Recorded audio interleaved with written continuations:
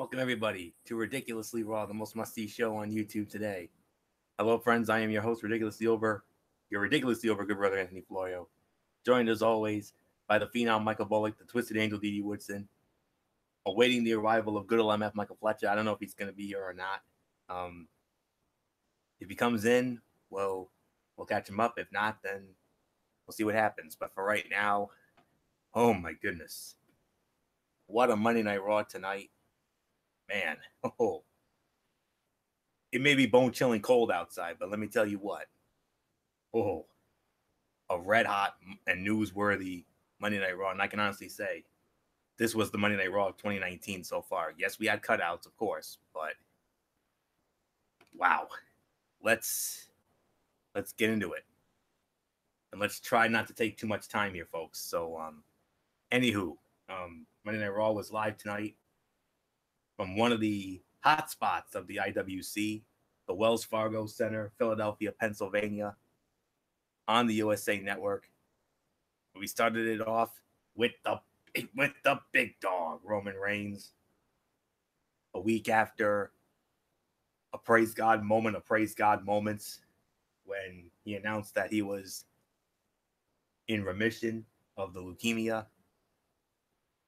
He said he called out Seth Rollins, and we were worried because we thought that, oh no, he's not going to try to insert himself back into the Universal picture, is he? But no. He said he wanted one last run with the Shield. He wanted the band back together. Rollins was hesitant at first, but then Rollins said, you know what? Let's do it. But then they wanted Ambrose. Ambrose came out, and they got taken out by Elias. So, yeah. So, 3 incredible segments on this show tonight. This was one of them. This was a very good opening segment with solid logic from Roman in terms of explaining why he wants the Shield to reunite, which also explained why Rollins would agree to it despite his issues with Ambrose.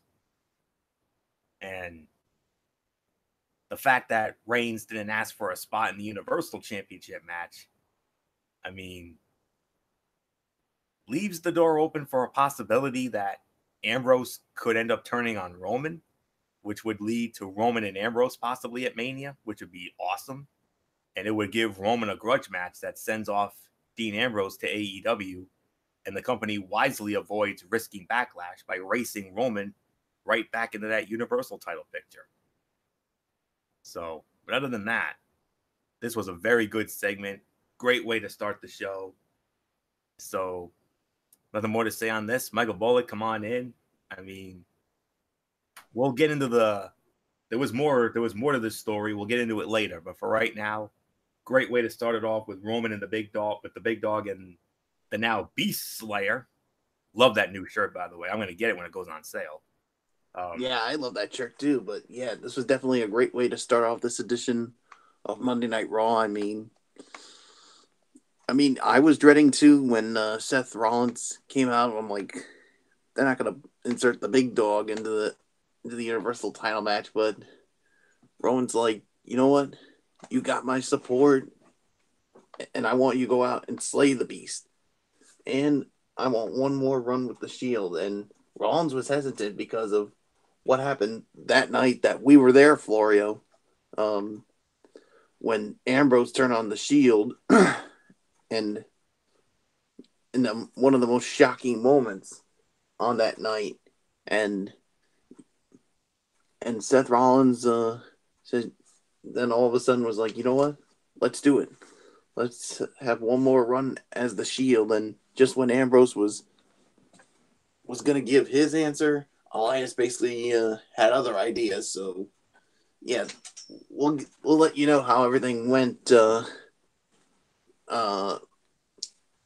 Yeah, so there's really there's really nothing more to say. This was a really good tone setter for this edition of Raw, so nothing more to say. So Dee Woodson, come on in and give us your thoughts on this. Yeah, this was a very good segment to start off the show with, and what happens to be a pretty newsworthy show at that. I mean, You muted your mic, Didi. Okay. Better? Much. Okay. All right. Usually you don't hear saying that Raw is a SmackDown or is a newsworthy show. It's usually SmackDown that we usually say that about, but Raw tonight was actually a very newsworthy show,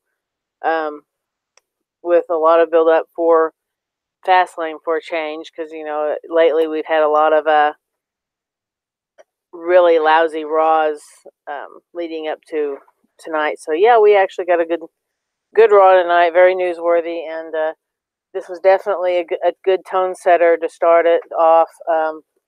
Good way to build off of the big announcement last week from Roman saying that he's back, he's beat the leukemia and all that. So it'd be interesting to have actually heard Dean actually give a answer at this time, but Elias had his little 2 cents to put in, so we'll find out what happens to this trio a little bit later on in the night. So I'm going to toss it over to Fletch since he hasn't really missed anything yet. Yeah, MF, your thoughts on the opening segment with Roman Reigns and Seth Rollins and Ambrose getting taken out by Elias, trying to set up the Shield reunion? It's interesting that they want to go to the well with the Shield one more time. I think it's very interesting. I'm not gonna. It was solid for what it was worth. It was a good way to start the show. I just think it's interesting. I don't know where or what they're thinking of doing. I mean, yes, I think to do the Shield one more time is interesting because of everything that happened in the past. I just don't know if that's gonna make anything better or whatever. But it was a solid way to start the show. Nothing more to say, guys. Let's just move on. Keep your mic on, MF, because you'll be leading off on our first match of the night, which was a 6-man tag team matchup. Drew McIntyre, Baron Corbin, and Bobby Lashley squaring off against Braun Strowman, Intercontinental Heavyweight Champion Finn Balor, and Kurt Angle. And it was the heel team who goes over in 14 minutes and 40 seconds.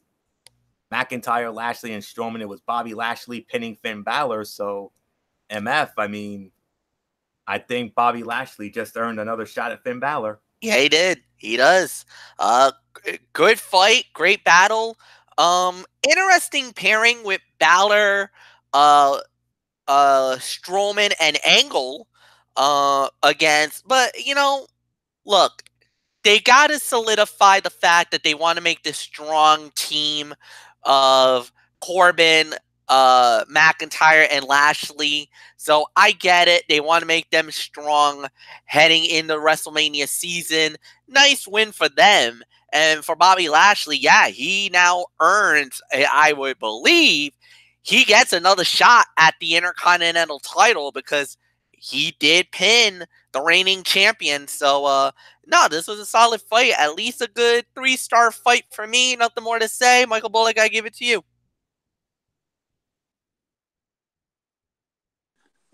Yeah, I'm gonna give this a 3-star match as well. Yeah, I mean the heel team going over, and yeah, with Bobby Lashley pinning the Intercontinental Champion Finn Balor, I think this basically solidifies that maybe he's gonna get another opportunity at the Intercontinental title. We'll just have to wait and see. So, yeah, there's really nothing more to say. Didi Woodson, I give it to you. Yeah, I could give it a 3-star. It's not a bad way to start Raw off.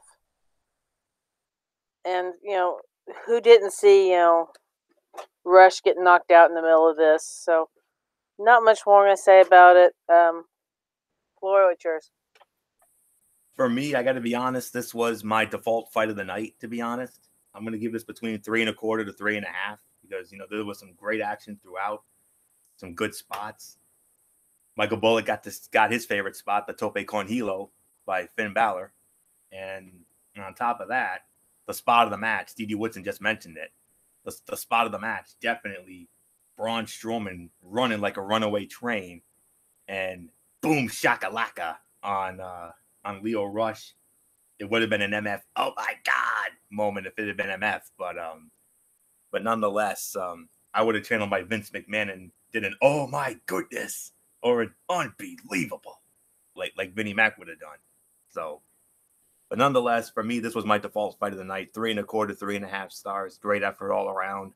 So, nothing more to say. I mean, it was also logical to put over the heels very strongly, given what's going to be going on Sunday night. We'll get into that after. But the match was laid out in a way that protected Braun and that he essentially took himself out, leaving Finn and Kurt shorthanded. So, nothing really more to say. Let's get into next up, which will be, of course, the first of a few cutouts here. I think we only had 4 on the night. Natalya against Ruby Riott. Natalya winning that in 2 minutes and 5 seconds with a dreaded roll-up. It was a match that seemed to exist only because they wanted Lacey Evans to do her runway walk past Natalya. Hot rumor that I've heard is that I've read some dirt sheets, and they were, talking about rumored matches for WrestleMania 35, and I've heard that Lacey Evans is in line for a big push. So big that she might end up challenging Asuka for the SmackDown Women's Championship. But those plans might be on jeopardy after the breaking news about Asuka tonight, which we'll probably address tomorrow on Cerebral Smack Talk, considering it's a SmackDown issue. So, but nonetheless, let's move on to the second of the 3 great segments, Triple H. Triple H. Wow. Cut an incredible promo on Batista, and after what Batista did to Ric Flair last week. So, Michael Bullock, I mean, we had our Raw chat tonight, and we noticed something with Triple H, something that we hardly ever see from the game. He got emotional. Yeah, I mean, you never see that from the game Triple H. I mean, you never see him get emotional, but he did. I mean, but the thing is, that just shows you how much he's best friends with Ric Flair, or how close he was to him, especially going back to the days of Evolution, and how they were friends in real life. I mean, you even mentioned him by his real life name, and when he saw what we all saw last week, what Batista did to the Nature Boy Ric Flair at 70 years old, doing a cowardly act like that, it's like Batista attacked somebody in Triple H's family. And you could just see the emotion in him, and he was fuming mad, and who can blame him for it? And he basically said, you know what? We'll meet anywhere. And trust me, it's not going to be pretty. Well, I think we can all agree where they're going to meet. It's going to be at WrestleMania.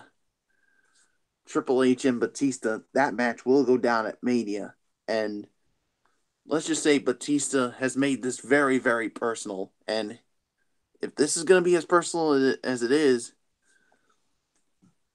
I'm going to propose something. And Anthony Florio, you even brought it up to me during our Raw chat, that this match should be a street fight.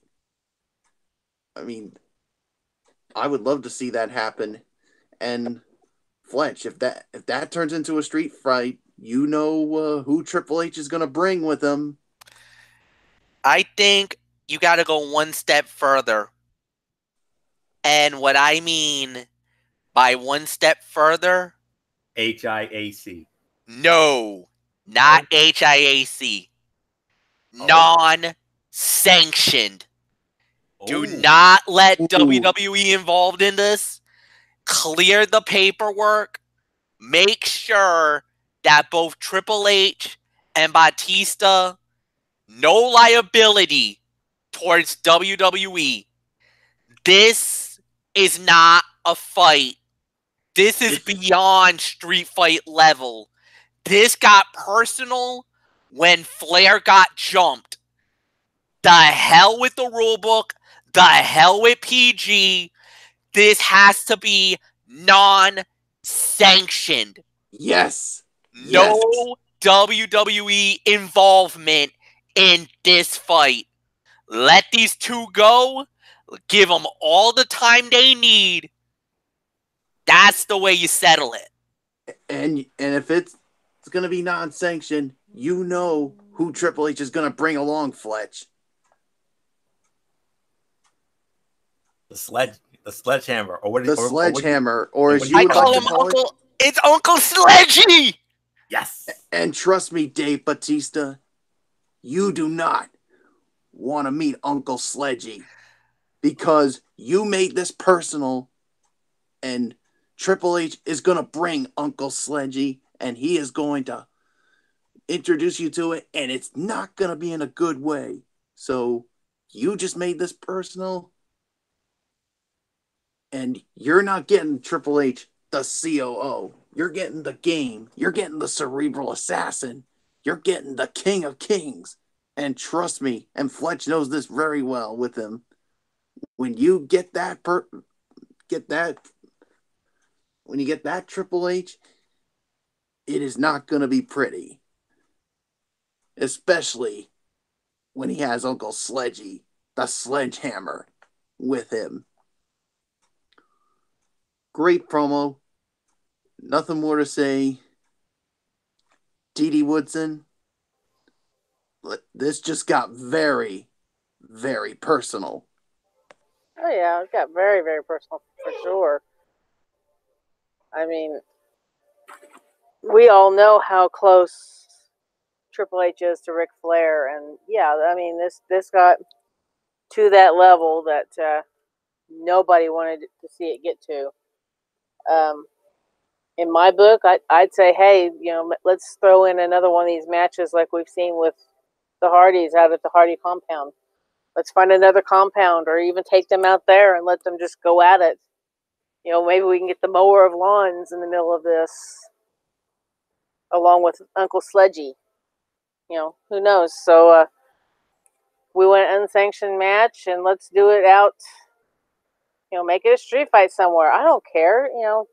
We need something that is going to put an end to this once and for all. Because like Triple H said, this is something that apparently has been eating Batista for quite a while, and we all pretty much kind of knew this was going to be coming back when we had the SmackDown where Evolution came out and he confronted Triple H. So we just didn't know when it was going to be executed. Well, now, last week we had it executed. Now, here we are. We're starting the setup for it. So, let's go for it. Let's give the fans exactly what they deserve, and to see an end put to the end of this rivalry in a big way. So, not much more I'm going to say about it. Florio, it's yours. And it's not Batista, it's Bootista. Deal with it. Yes, Bullock, yes. But to me, this was the second best segment of the night. I would have given this the segment of the night if it wasn't for what happened at the end. But for right now, I mean, this was a vintage Triple H promo. I mean, yes, it's not often we see him emotional. We hardly ever see him emotional. But that's the closeness that he has with Ric Flair, and it's well documented. It was 17 years ago in 2002 that they, came together. When Triple H was the World Heavyweight Champion, and Evolution, and they picked that ball up, and the rest. They ran with that sucker. They dominated Raw for a good year and a half to 2 years. And MF and I enjoyed the ride as JR and the King, But nonetheless, I mean, the intensity, the emotion, This is why you love Triple H. This is why he is one of the greatest promos of all time.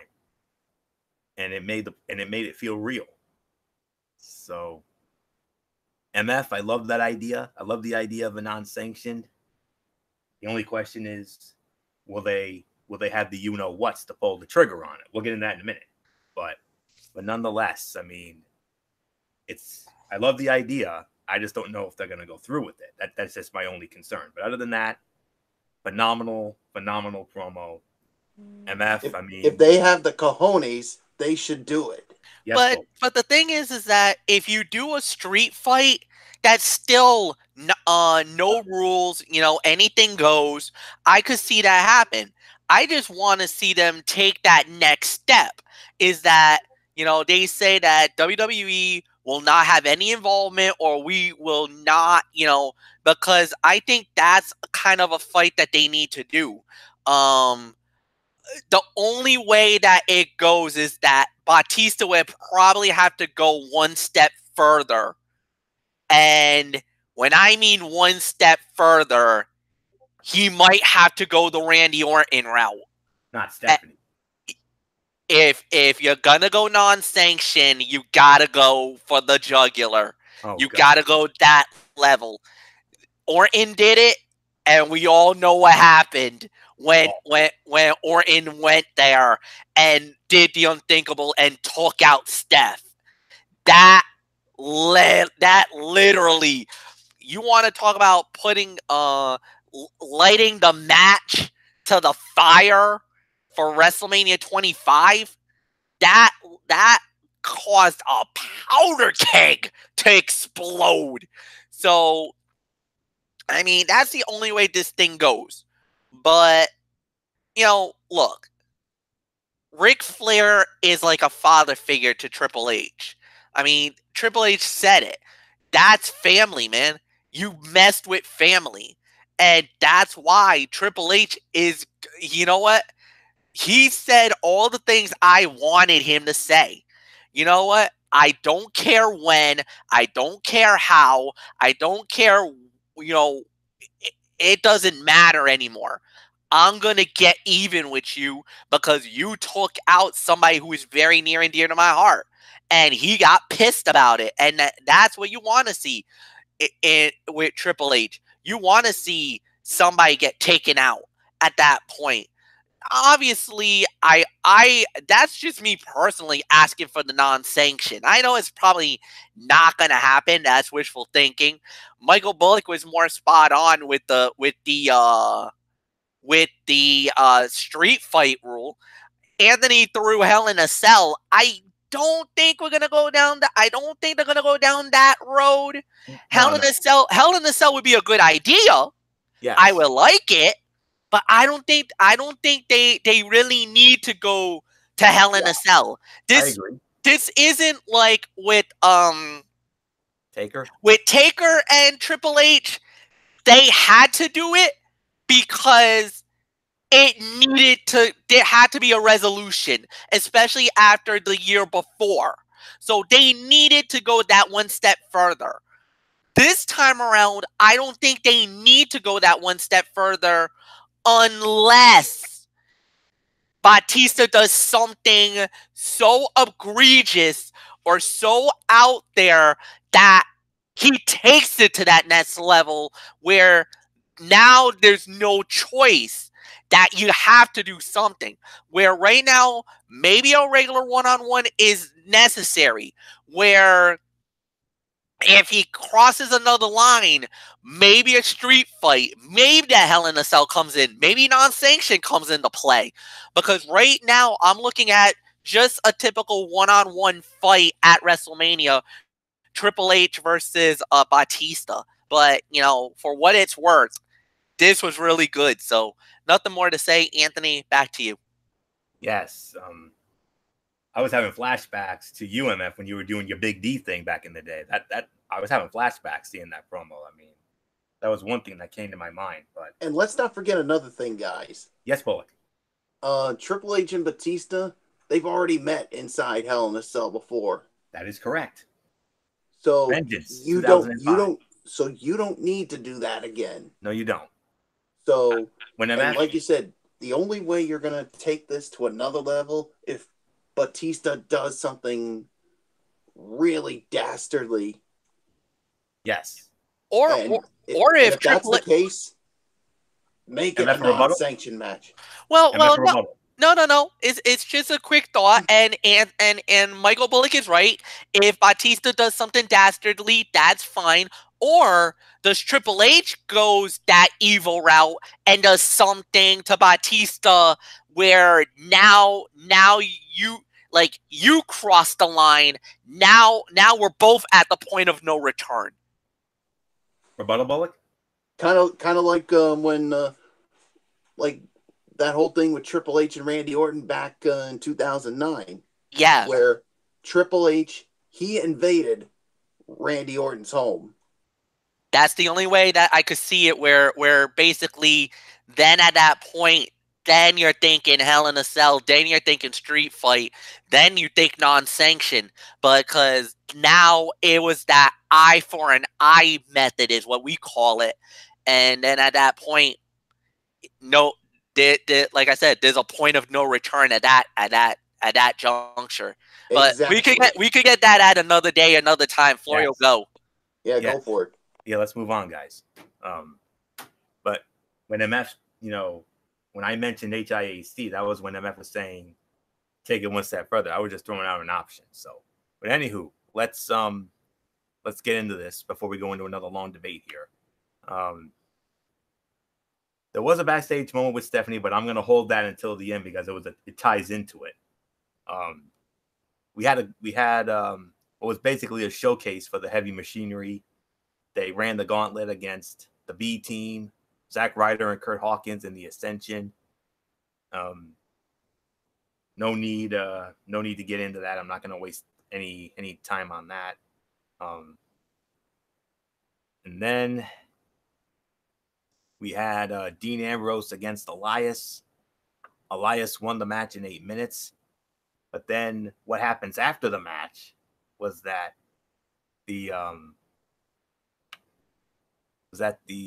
actually, let's put that on hold for just a minute because I don't want to botcheroo this like I did a couple weeks ago. We have another new inductee into the WWE Hall of Fame class of 2019, and joining Generation X and the Honky Tonk Man, none other than the former Playboy cover girl herself, Torrie Wilson. Yes, Torrie Wilson will be the female inductee into the WWE Hall of Fame class of 2019. She didn't win any championships. She only won what was called the Golden Thong Award in 2002 in WWE, and then of course going into the Hall of Fame and then the website WrestleCrap awarded her the infamous Gooker Award back in 2003 with that awful Al Wilson feud with Dawn Marie. Even though we did get one incredible segment out of that I know MF will never forget, but save that for another time. But for right now, Torrie Wilson going into the Hall of Fame. And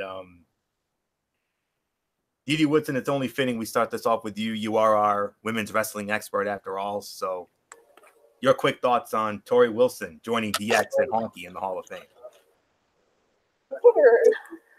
Yeah, this is a good choice for the Hall of Fame. I mean, she has been around for quite a while. I remember starting in WCW and, hanging out with Billy Kidman and all that kind of stuff before she came over to WWE in that elusive Shane McMahon buying WCW thing that they did. And of course, Torrie was one of the ones that you could kind of say falls in line with Lana and all them who first started, was not that much of a wrestler, was there more for the eye candy type stuff, and now just like a lot of the girls have done that have fallen in that to start off with, learn to actually compete as she went along. And yeah, we had some, some really good matches with, Dawn Marie and all that. But you also got to throw in a lot of the bad diva type matches as well, where you had the pillow fights and the mud wrestling and all these stupid storyline things that they were giving the girls at that time. So she was in that fight for what we have now, and so yeah, she deserves to actually have a place in the Hall of Fame. So congratulations to Tori Wilson. You've made it through all the crap and have made it through some of the women's evolution stuff now. So here we are. It's time to honor some of these girls that brought us up to that point to where we are now. So not much more I'm going to say about it. Loyal, it's yours. Yes, indeed. And I'll be honest, one of my all-time personal favorites, as well as Michael Bullock, and I know Bullock will address that when we get to him, but yes, I mean, I'm glad Dee Dee wasn't the only one who remembered her days in WCW, and I know MF does too, and probably Bullock, but she was in WCW. She was known as Samantha, and, she had that angle with David Flair, and of course, meeting up with Billy Kidman, which led into a real-life relationship. They eventually got married. They were married for 5 years, and, had some infamous moments in WCW, and of course came to the WWE as part of the Invasion angle with the whole alliance thing. She was with the alliance for a while, but then she defected over to Team WWF when she began an on-screen relationship with Tajiri. And of course, Dee Dee was right. Tori, competed in a lot of those what I call unnecessary gimmick matches. The bra and panty matches, the lingerie pillow fights, that Playboy pillow fight at WrestleMania 22, which really threw a monkey wrench into the plans of that Angle, Orton, Mysterio triple threat. That thing could have been epic, but they ended up having to rush that finish because they had to squeeze that match in. And it is what it is. Of course, you remember she was with Victoria and Candice Michelle. They were known as Vince's Devils and had that rivalry with Trish Stratus and Ashley Massaro. And of course, we'll never forget donning the cover of Playboy by herself, and also that infamous cover with Sable, and her and Sable teaming up at WrestleMania 20 against Stacy Keibler and Jackie Gata. I mean, it ended up being an evening gown match, but then we all know what happened after that, and we're not going to rehash that. But yeah, I mean, maybe not the most skilled wrestler, but she did have a few decent fights here and there. And of course, the infamous Dawn Marie situation, the whole Al Wilson thing, Armageddon 2002, and we all know how that played out. So, but nowadays she's very much into fitness. She has a blog, and of course she launched a clothing line, and we've seen her make sporadic appearances since she left the business. Speaking of WrestleMania 25, was part of that infamous Miss WrestleMania Battle Royal, and was also a part of the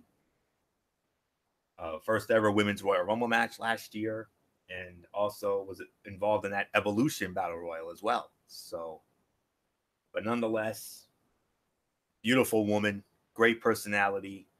We all loved her, and she was a joy to watch. And on behalf of all of us here at the Wrestling Forum, we want to extend our heartfelt congratulations to Tori Wilson, the female inductee into the WWE Hall of Fame class of 2019, joining D-Generation X and the Honky Tonk Man. So we'll see her take her rightful place in Brooklyn at the Barclays the night before WrestleMania 35. So MF, Tori Wilson, joining DX and Honky in the Hall of Fame. How about it? Yeah, a lot of people were shocked to hear that it was her. I think there was a few names that were considered, and Tori. I think the reason why she got it was she was the company girl. She never made any waves with WWE. You never heard any problems behind the scenes or backstage. She never had any drama. She was the consummate professional. She worked out. She worked hard. She was in the locker room, being basically being a model citizen. A lot of the ladies looked up to Tori in the back. Yes, she wasn't she wasn't the most athletic or the best wrestler in the class, no doubt about it, because there was a lot of other great women that were professional wrestlers, but she brought something to the table that made her unique. And even now, post WWE life, she has gone on to do a lot of great, good things in her career. So, she's got a lot of good things going for herself. She was basically the consummate professional. And trust me, when we saw her at last year's Royal Rumble event, she looked absolutely amazing, man. You know what? They always say how fine wine ages well after long periods of time. She was like fine wine, boys. Even though she's probably in her 40s, she still is amazing. I don't think there's really nothing bad to say about Tori Wilson. Congratulations, my dear. Welcome to the WWE Hall of Fame. Michael Bullock, it's yours. Yeah, I mean, there was a lot of people that were surprised about it, but yeah, I think this is a good selection, no doubt about it. But yeah, like Anthony Florio just said, she is one of my favorite females in WWE. I mean, she was just very beautiful, to say the very least. But yeah, she wasn't quite the accomplished wrestler, but she did so many good things. So yeah, I mean, these guys pretty much touched on it. So I congratulate Tori Wilson as well for getting into the Hall of Fame. So yeah, there's nothing more to say. Florio, I give it to you. Yes. So looking forward to seeing that. And a dirt sheet that I read over the weekend said that WWE is considering some changes to the Hall of Fame induction ceremony, such as possibly no inductors, and also basically, I guess we could basically say putting time limits, if you will, on the inductee speeches, because those tend to go very, very long, and it makes the shows almost as long as WrestleMania itself. So that's all there is to say on that. So we'll see how that plays out come next month. But for right now, let's get into the business at hand. Now it's the Elias and Dean Ambrose match. Elias wins the match in 8 minutes. But wait, there was more. Baron Corbin, Drew McIntyre, Bobby Lashley. They came out. Well, first it was Seth Rollins and Roman Reigns, once again trying to persuade Dean Ambrose into reuniting. But then Corbin, McIntyre, and Lashley show up as Ambrose was walking away, walking up the steps, leaving Reigns and Rollins to fend for themselves. But then Ambrose comes back, cleans house. And guess what, folks? We wanted it. We got it. The Shield is back. The Hounds of Justice will reunite for what will very likely be their last hurrah this Sunday night at Fastlane. The Shield versus Drew McIntyre, Bobby Lashley, and Baron Corbin in a 6-man tag team matchup. Now, as far as the match goes, I would probably give it about 2.5 for the effort. It was logical for Elias to go over on multiple levels. Obviously, Ambrose is putting people over on his way out of the company. And it also makes sense for Ambrose to be struggling at a time when Reigns and Rollins are extending the olive branch, particularly if Ambrose is going to, stab him in the back once again. But nonetheless, the post match was a very good segment. They're doing a good job of playing it up as the perhaps last hurrah. They have never acknowledged on TV that Ambrose is leaving the company once his deal expires, but it was confirmed on the WWE website. So it isn't like the only people who know are, us in the IWC or the hardcore fans. So that's all we can say there. So 2.5 stars for the match. But MF, for what will likely be the last hurrah, the final time, the Shield will square off against McIntyre, Lashley, and Corbin at Fastlane 6-man tag. How about it? It's going to be awesome. This is what we wanted it to see. Obviously, with Seth Rollins heading off to WrestleMania to fight Brock Lesnar for the Universal title, this is kind of that closure that they want. This is the closure that WWE fans were hoping for. Obviously, with Ambrose, he's already said, there's already talk about after WrestleMania, Ambrose is leaving WWE. So they've acknowledged it. So this is kind of, in a way, this is the last hurrah. Hopefully that we'll get that great moment and everything works out, and then we'll just see what happens. So no, this was good, solid, nothing bad to say. Michael Bullock, I give it to you. Did you give a rating for the Elias Ambrose match, Fletch? I'll give it at least 2 stars. I'm not really too high on it anyway.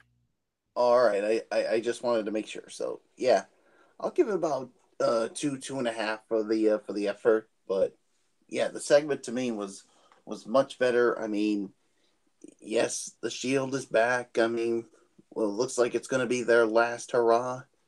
As they go up against McIntyre, Corbin, and Lashley. This is their last time before, of course, we see Rollins challenge challenge Brock Lesnar for the Universal title. So yeah, so one more time we're gonna get to hear that that famous thing, Sierra Hotel India Echo Lima Delta Shield. Yes, we're gonna get to hear that one more time. So yeah, so there's really nothing more to say. Dee Woodson, I give it to you. Yeah, I'm gonna give the match 2 stars, and yeah, we get to see the Shield back together one more time, right here live in Cleveland on Sunday. So yeah, it's gonna be a good match. With this might be the last hurrah for the Shield, maybe the last hurrah for Ambrose and WWE. We'll just have to see how it all plays out. So not much more to say about it. Let's move on. And we have a couple of cutouts here. Sasha Banks squaring off against Tamina. Tamina goes over in 3 minutes and 25 seconds. Makes sense. Bayley defeated Nia Jax last week, so Tamina had to get the win here this week, heading into the women's tag title match at Fastlane. So we'll get into that this weekend. Then a match that I thought had potential to steal the show. Unfortunately, it did not. The Raw Tag Team Championships were on the line. The Revival defending against Aleister Black and Ricochet. Fight gets thrown out. Revival actually win the match by disqualification after interference by the former champions, Chad Gable and Bobby Roode. 2 questions. Did Roode and Gable become heels? And will the Revival ever win a TV match, in a decisive manner during their tag title run? I don't know. Maybe we get a triple threat with these 3 at Fastlane, perhaps. I don't know. We'll see. So we'll definitely keep an eye on that. And now, oh boy. Now we're going to have some fun. Raw Commissioner Stephanie McMahon in the ring. And, well, here's what happened. There was a backstage segment with Stephanie McMahon earlier in the night being interviewed by my girl, Charlie Caruso. And Stephanie said that WWE was going to do what was best for business. They made the decision to drop the charges against Becky Lynch when she was arrested last week. And they've also lifted her 60-day suspension that was imposed by her father, Mr. McMahon, a few weeks ago. And then Stephanie said that I'm going to have Becky Lynch on the show tonight, and I'm going to have Becky sign a hold harmless agreement to say that WWE will not be responsible for what happens to her at Fastlane, because at Fastlane, Becky Lynch will go one-on-one with Charlotte Flair. And at the time, it was going to be for the vacant Raw Women's Championship after what Ronda Rousey did last week. So then they put pen to paper. We thought it was going to be official, but hold the phone. The actual, technically, still Raw Women's Champion, the rowdy one, Ronda Rousey, she shows up. Oh boy, if looks could kill. Ooh, if looks could kill. That's all I can say on that. And then she comes in and he gets right in Stephanie's face and said, I want my title back. I just needed a week to think about this. I want my belt back. All I wanted was for you to include Becky. And then Stephanie, it looked like she was reluctant, but Stephanie agreed. Stephanie gave Ronda the title back. And now at Fastlane, instead of it being for the vacant Raw Women's Championship, here it is. It's going to be the Queen, Charlotte Flair, versus the man, Becky Lynch. If Becky Lynch wins the match, Becky Lynch will then be added to the Raw Women's Championship match at WrestleMania with Ronda Rousey and Charlotte Flair, making it a triple threat match. However, if Becky loses, she's out, and it will remain a one-on-one match with Ronda Rousey and Charlotte Flair. But then you thought that was enough. Oh no, there's actually more. Ronda Rousey, heel turn. She turns heel. She goes off on the fans. She just absolutely snapped. That is all I am going to say. I mean, she went mental. That is all I'm going to say. And then after that, well, here's the thing. We're going to remember her for these words here tonight. Damn your fantasy. Damn the man. Screw the woo. No more Mr. Nice, you know what. And then she just goes to town on Becky Lynch and absolutely takes out the man and leaves the man a mess. Oh, daddy. Oh. MF. Not just the segment of the night, but can we maybe put this into consideration for perhaps segment of the year here? Because this was freaking insanity. This saved the show. This alone saved the show from being an absolute wreck. I mean, this was good TV at its finest, and there's really nothing else to say. This made Monday Night Raw the whole night. So, I mean, yeah. Charlotte and Becky now at Fastlane. If Becky wins, it's a triple threat. If Charlotte wins, then it's one-on-one and Becky's out of the line at WrestleMania. And then with Ronda just absolutely just going in on the WWE Universe and basically destroying the man, leaving her in a heap right in the center of the ring. Man alive. That's all I can say is you can't get any better than that. That was absolutely remarkable. Yeah, it was awesome. It was awesome. It's what you expected. It's what you wanted it to see. So much fun. Yeah, I loved it. Segment of the night, no doubt about it. Easily, you could say segment of the year. Definitely, and probably one of the best women's segments we've had in a very long time. Probably ever, at least in my mind. So yeah, nothing more to say about this. This was incredible. 5 stars alone for this. So Michael Bullock, I give it to you. Yeah, this was definitely a crazy way to close out this edition of Monday Night Raw. I mean, originally, like you said, it was going to look like it was going to be Charlotte and Becky for the vacated Raw Women's title, but which obviously Becky had to sign that agreement where WWE would not be held responsible for what would happen to her. And yeah, Ronda shows up saying, "I want my title back," and Stephanie gives it to her, and Stephanie says, "Now this is going to be a one-on-one. If Becky wins, she gets added to the match, making it a triple threat. If she loses, it's still a one-on-one with Ronda and Charlotte." And then, boy howdy, she went to town on the fans. Saying, ripping them for booing her and saying things about Charlotte and Becky, and she went to town on Becky Lynch. I mean, holy smokes. I mean, this was just a beatdown, and you saw Charlotte Flair. She did not want to get in there because she probably figured, you know what? Becky Lynch is basically ripe for the picking at Fastlane. So we're gonna have to wait and see how it goes Sunday evening. So a crazy way to end the show. So yeah, Dee Woodson. Ronda Rousey is now officially a heel, and she's done playing nice. Yeah, she definitely is done playing nice.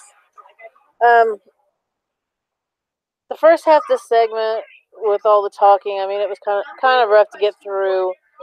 Because it's the same old. Charlotte this, Becky that. Blah blah blah. We hear it all the time on SmackDown where they're constantly beating each other up. But of course, it got better when Ronda came out, and I what irks me a little bit right now is the fact that here we had Becky winning the Rumble, and now her being supposed to being the number one contender for the title at WrestleMania just kind of means nothing now. That was what the whole Rumble was about, of the person winning it was to get that chance. Well, they've overcomplicated it. They've made it pretty much, a dead issue. It's kind of worth nothing now. She won, basically she won the Rumble for nothing. The heel turn, that was amazing. Charlotte not getting in the ring was probably the smartest thing she could do leading up for Sunday. So, the segment in a whole was really, really great. Just that little talking bit at the beginning, very repetitive, very much stuff we've already heard. Charlotte, your queen. Becky, the hobbling, injured, who wants to take out everybody so she can have her rightful place. I mean, it's the same thing there. So yeah, I mean, the angle having Ronda in this and her turning, I mean, that was probably one of the best parts of the whole segment here. And hopefully next year when we come around to the Rumble, we don't have something like this that's going to tarnish the Rumble win like they did with this one. So not much more I'm going to say about it. Florio, it's yours. As MF would say, this was total chaos. This was absolutely incredible. A few weeks ago, I told all of you fans to RELAX, relax. When Vince McMahon did what he did. I told you all we were going to get a payoff. And, well, we finally got that payoff here tonight. And it came off brilliantly. The Rousey heel turn, unexpected, but at the same time, kind of was. And, well, here's the thing. When it comes to the matches on the Fastlane card, there are two matches that we can easily all agree on. The Shield's going to go over, And we all know Becky Lynch is going to go over here. And this is going to end up being a 3-way at Mania. And once that happens, Becky will be the lone babyface going up against 2 mega heels in Charlotte Flair. Well, Charlotte Flair has always been a mega heel. Now Ronda Rousey's now a heel. And, well, here's the thing. If they're going to have Becky overcome the odds again at Mania, she's got to go through the mega heel or the mecha heel, Charlotte Flair. And Ronda Rousey, who I believe has the potential now to be a monster badass heel. I love it. So this makes the WrestleMania, the triple threat at Mania just became interesting. My excitement for this just went up sky high. Let me tell you that right now. It could end up like I said, I still think it could be the female equivalent of Triple H, Shawn Michaels, and Chris Benoit at WrestleMania 20. Especially if it's the main event, which we all think it will be, and it better be. So, what a way to get there. That's all I'm going to say. This is why you need to be patient, folks. You'll get the payoff eventually. I know it took a lot longer than you would have liked, but we finally got the payoff here tonight. So, nothing more to say. Let's put the bow on this. Michael Bullock, let's start it off with you for the overall review here. Don't worry about if you're right or wrong. Just give us how you felt was this show here tonight. Yeah, I thought it was a good show. I mean, it wasn't the greatest. We did have like 3 cutouts during this edition of Raw. I'll give it about 6.5 to maybe teetering on 7. So. Yeah, so there's really nothing more for me to say. Dee Whitson, I give it to you. Yeah, this was an okay show. I mean, the segments were definitely better than the matches. I mean, we only had like 2 that we actually rated. But like I said at the beginning of this whole thing, it was very storyline building, especially with the segments, the backstage segments. Everything seemed like it actually had a purpose tonight to lead to either Fastlane or, hinting to WrestleMania and what's going on there. So, it was a very well done show. Definitely the ending saved, the show from being, too mediocre, too low of a rating. So, I can go probably 6.5 to 7. It was a very good show to a point, and what I mean, Flora said it a lot of times. What's Raw without having the cutouts? And of course, like we said, we've had quite a few tonight. So, not much more I'm gonna say about it. I will see you guys for Cerebral Smack Talk. Good night. All right, good night, Edie, and yeah, I'll echo the sentiments. I'll give this 6.5 to 7 as well. I mean, it was another week where the matches took a back seat to the in-ring segments. I mean, we only had like maybe 2 good matches on this show. I mean, that 6-man, far and away the fight of the night. And then Elias and Ambrose had a decent fight, and then all the others, unfortunately, on the meh side of things. But it was the 3 segments. The opening segment with Roman Reigns and Seth Rollins, the eventual Shield reunion, that incredible and intense promo by Triple H. But the one thing that we'll all remember from this show tonight in Philadelphia, or as MF calls it, the Yellow was that closing segment, especially with the Ronda heel turn and getting and finally arriving at the long-awaited payoff. Got the match we all wanted, and we're all gonna get the outcome we want. Everyone knows Becky's gonna go over, and we're gonna get that triple threat. And then come next week in Pittsburgh, when we officially start the road to WrestleMania, once Fastlane is in our rear view, the next month is going to be hella fun. And I can't wait until we get to Pittsburgh next week. And I hope they build this thing correct. If we get more segments like this, this could make Triple H, Shawn Michaels, and Chris Benoit look like a freaking dud, for goodness sakes. That's all I know. So 6.5 to 7. I agree. And I'm sure MF's going to concur as we throw it over to him for a quick thought before I get into my Tony's take, and my reviews are back. So let's go into it. All right. I'm gonna give it a quick 6 out of 10. I think it was definitely a good show, no doubt about it. Like I said, the women's segment really stole the show more than anything else. It saved the show from being a lesser grade more than anything else. So, nothing more to say. Florio, it's yours. All right. And, I've been busy with work commitments and whatnot, but I finally, have reviews of 205 Live and Impact Wrestling. So let's get into it. We started it off with, now here's the thing. That for the second year in a row at this time, 205 Live's doing a big cruiserweight tournament. You remember last year they did a big tournament to crown a brand new cruiserweight champion after the whole Enzo Amore situation.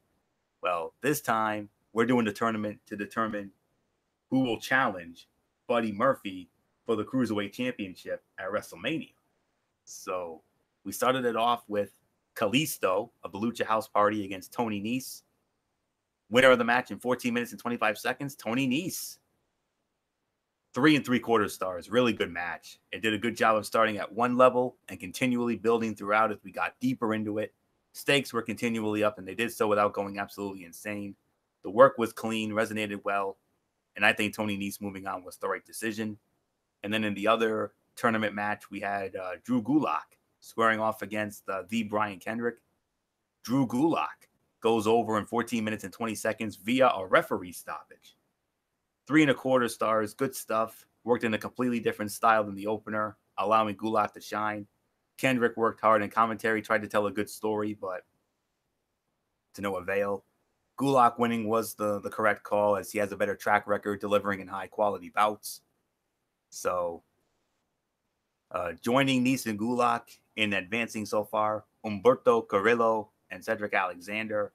And on tomorrow night's show, Humberto Carrillo will score off against NXT's Oney Lorcan of the Oney Lorcan and Danny Burch tag team. And in the other big match, Cedric Alexander is going to go up against Akira Tozawa. 2 great matchups right there. Very much looking forward to those. So, hold on 1 second. Got to go back and get my overall thought. It was a 7.5 out of 10 for me. Quality show, good wrestling, tournament continuing, matches announced for tomorrow, and it was an easy 45-minute watch. So if you have time after SmackDown Live, check it out. I promise you won't be disappointed. And then from there, Impact Wrestling, which went down on, of course, over on the Pursuit channel, or in the case of MF and some of you, the Twitch app. And we started it off with a one-on-one match, Willie Mack against Jake Crist of OVE. Fight gets thrown out, 3.5 minutes, NA. Tremendously fun while it lasted. And then it set up another match, a 2-for-1 deal. Willie Mack teaming up with the legendary Tommy Dreamer against OVE. Mack and Dreamer win it in 7 minutes and 45 seconds. 2.5-star match, solid tag match. OVE and Mack work well together, but Tommy Dreamer right now, not as good as he once was, if I'm going to be honest. Reno Scum against KM and Falaba. KM and Falaba in 4 minutes and 40 seconds. 2-star match. It was all right. Ba is entertaining, but why bring Reno Scum back to lose and do a post-match attack? That's all I have to know. Tessa Blanchard against Delilah Doom. Tessa Blanchard wins in 5 minutes and 5 seconds. Too short for my liking, but from what I saw, it was good stuff. I mean, both ladies played their roles well, and it played well off of last week's angle. I'm actually gonna give that a solid 3. Ethan Page against Zachary Wentz of the Rascals. Zachary Wentz goes over in 5 minutes. 2 3/4 stars. Good match. It was pretty good. It needed more time. It was really getting good. And then in the main event, the World Heavyweight Champion Johnny Impact and Brian Cage against Moose and Killer Cross. Moose and Killer Cross win the match 14 minutes and 10 seconds. Again, referee stoppage. 3 stars. Good match overall. I'm more interested in the angle, though. I mean, Impact going down it looked like he might have been faking an injury to cause Cage the match and get out of his promised title shot. Who knows? It could be they could be planting the seeds for a Johnny Impact heel turn, but they didn't resolve it this week. They saved it, so nothing to say here. 6 3/4 to 7 out of 10. It was an overall good show, a notch below last week's show, but it felt like a show where they were getting things in order for the weeks to come. So I'm just gonna park it there. What can we expect for the show that will air this upcoming week? Let's find out. Okay. This week we've got Rich Swann, the X Division champion, squaring off against Ethan Page. Ace Austin will be squaring off against Jake Atlas. Alicia Edwards is actually going to cut a promo, and then she will end up getting interrupted by the Desi Hit Squad. Her husband, Eddie Edwards, will get involved with that as well. Eli Drake gets involved. Crazy segment there. Kiera Hogan, Jordan Grace, and Rosemary against Dark Alley, Sue Young, and the Undead Maid of Honor in a six knockout tag. And then an in-ring segment with Josh Matthews and Scarlet Bird Bordeaux, which will get interrupted by the Disco Inferno.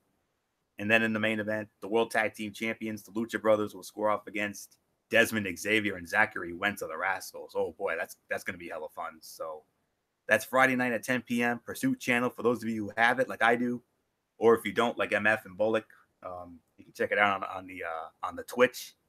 I know that's how MF follows it. So that's it. So Ridiculously Raw in the books for this week. MF, come on in. Let's set the table for the Cerebral Smack Talk. The only thing that we know that's going to go down on SmackDown Live is Daniel Bryan's going to break his silence about now facing Kevin Owens instead of Kofi Kingston. Yes, and we'll do that tomorrow night at 10:30 p.m. Eastern. It will be SmackDown Live as always, and then on top of that, we will also be recapping the RWA. The Screw This Weather Part 2. But a lot of the matches that was supposed to go down at Perseverance actually did go down. So we'll run the entire fight card down and what happened, and we'll do that 10:30 tomorrow night. So Anthony, it's all yours. All right, good to hear that it's going to be on the actual night for a change. That's good. And then of course we'll after that we'll be with you on Friday night for Strictly Sports, and let me just pull up the docket real quick because Derek Ferreira posted it a short time ago. Good news. No hard time stories this week. Hallelujah. Praise the Lord. I'm very happy to hear that. We're going to have 3 hot stove stories. Of course, we're going to address Bryce Harper signing with the Philadelphia Phillies, Nick Foles possibly signing with the Jacksonville Jaguars, Michael Crabtree released by the Baltimore Ravens. And for the second week in a row, we're going to have the NCAA college basketball power rankings, and we will also have our NBA power rankings as well. So double power rankings once again this week. So that's it. That'll be on Friday.